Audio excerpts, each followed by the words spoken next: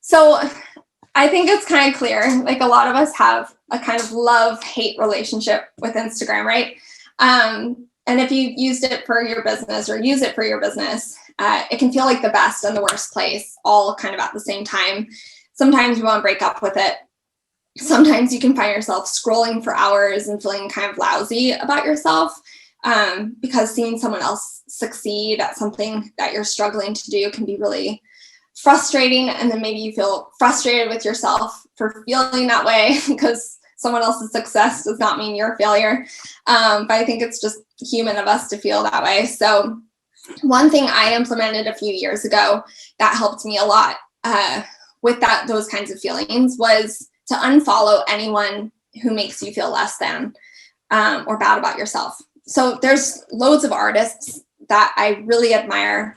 I love their work, but that I've unfollowed actually, because every time their post would come up, I would just kind of feel bad about myself. I'd feel like I wasn't working hard enough or doing enough. I was disappointed that I wasn't getting the type of projects that they were posting about, or, maybe I had created something similar to them, but my post wasn't receiving the same type of praise that theirs was, just kind of that comparison game. And I really, really wholeheartedly believe that there's enough room for everyone to succeed and for everyone to be there and to be artists. But like I said, we're human, and it's very easy in these little boxes to play that comparison game.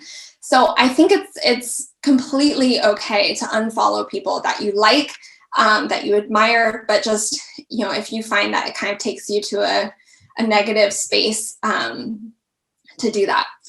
And like I said before, I don't use likes and comments as an indicator of your value or your work's value. Like, just because a post or painting or whatever doesn't get a lot of a response, that does not mean it's not good, and that does not mean that it doesn't deserve to exist or be there. Maybe just the algorithm didn't work out. Maybe it just got lost in the feed. Like, there's so many things out of our control. And even if it was seen like by thousands of people, it just shouldn't always put the value of what we're creating to other people. Like, if it makes you happy to do it and to the process of it, like, don't let Instagram take away that joy.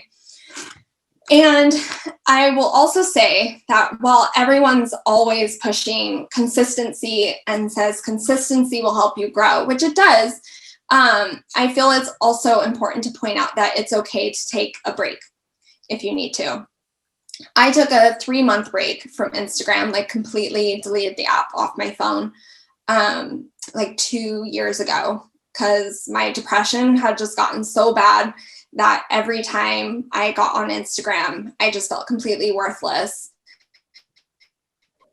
And I think it's important to know that, like, Instagram will be there when you get back. Like, it'll be fine. Your business will be there. It'll be fine. But you need that time for yourself, and to get better and to kind of work on yourself. And so it's okay to hit pause and to take a bit of rest time. And so the last thing I'll say is I think it's so important, like I've said kind of throughout, to think of the connections first. We're all just people trying to connect. And so I think if you look at your marketing efforts that way, and if you look at your Instagram efforts in that way, people will really resonate with that. So yeah, thank you guys so much for listening.